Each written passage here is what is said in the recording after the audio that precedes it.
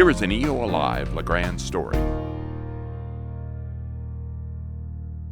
Beckie Thompson has been running Beckie's Studio of Dance for a long time now. She came by the studio earlier and talked with Brent about her journey teaching dance for 40 years in Grande. I am from Portland, Oregon. I began studying ballet at the age of 3, and later, of course, adding all the other disciplines, danced. So my entire life is dance, has been dance. By my late teens, early 20s, I was dancing professionally. I danced with the Portland Ballet Theater and the Portland Repertory Theater. Did solo performances throughout the Northwest. But when I was in middle school, about middle school is when I realized I wanted to be a dance teacher. And I used to invite little neighborhood kids over and bring them down to the basement, and I would teach them little dances. And I just knew that that was something that I always wanted to do. But I also knew that I needed to experience it first before ever teaching it. So I moved to Grande in 1979, early 79, January or February, quite remember. But I moved here to get away from the city and raise my 2 children. I didn't want to raise them in the city. But it was a difficult move because I had just joined another ballet company.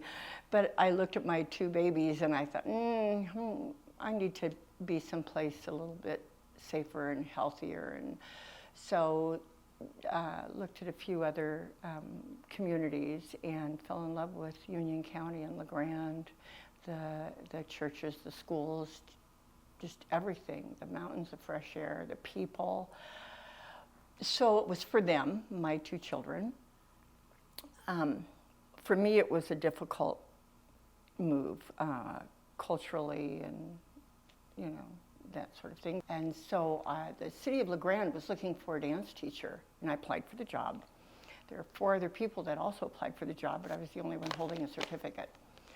So I got the job. And so it started out there, we're teaching for the city, and then I decided to make the move and open up a studio. And that was in January of 1980. And I've had my studio ever since, but I began teaching here in early 79. I had to, I just had to feed my art and my passion and raise my children in a dance studio all their lives. And I thought when I was done with that, when they were off on their own paths, that I would go back to the city and maybe continue a career, pursue a career in dance again in one of the cities. I say big city. Right. And I have roots here. I've planted roots so deep I can't leave. So I have 2nd-generation dancers now. I had a dance program with Grande High School for one, and in my studio I have several students right now that I have there and I'm working with too. And it just keeps them on the straight and narrow, gives them something to feel really good about themselves and in who they are and what they're doing, and they can step outside the door and just feel really good about themselves, no matter what else is going on around them in their world and in their personal lives. At Grande High School, I had a dance program for about 14 years with the school district, and the students could receive a grade.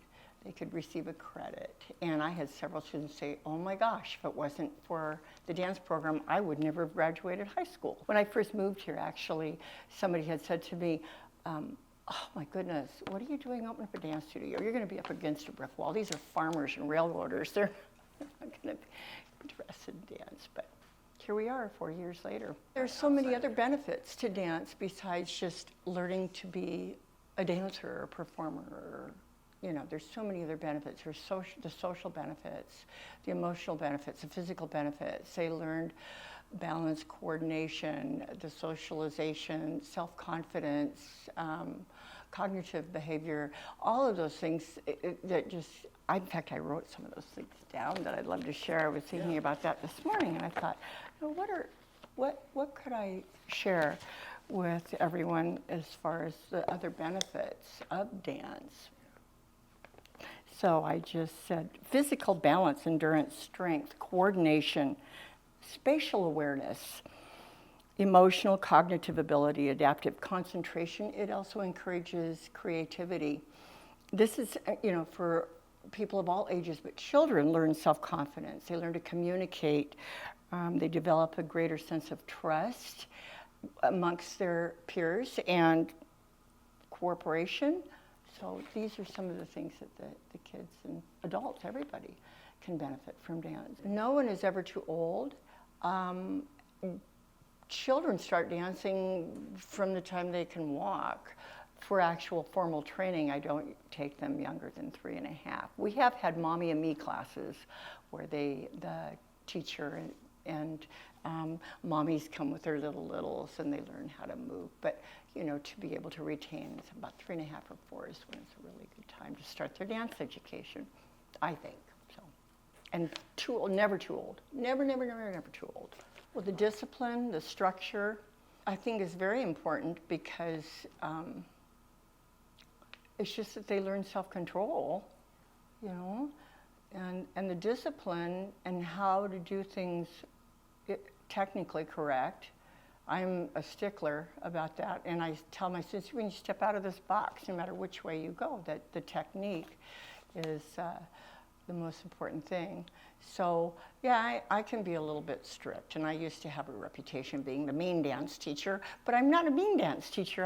I love my students, and they know that they're loved, and they also know when I mean business. So, and I strive for perfection, and I want that from my students, and I always tell them, it's near perfect. You're near perfect, but not quite, so do it again.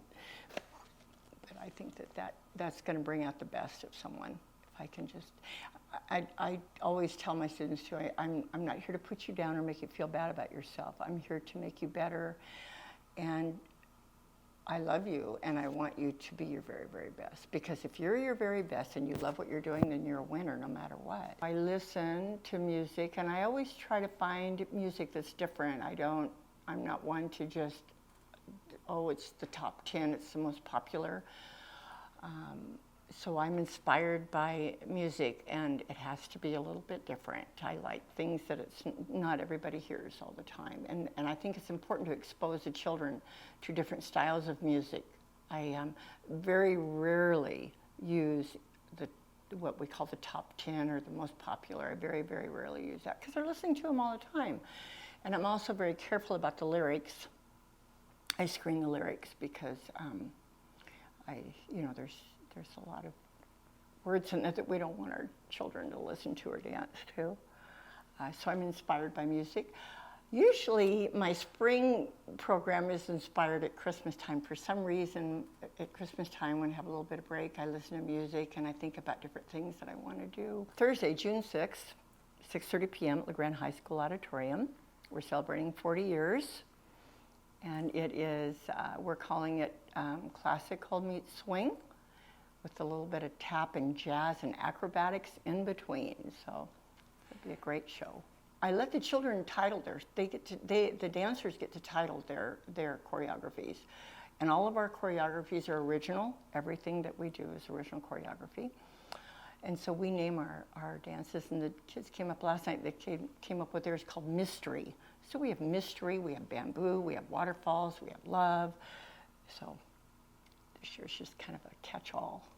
Lots of fun. I spend most of the year working on technique and combinations and that sort of thing. So we'll put together combinations, and then sometimes we'll find music to fit the dances.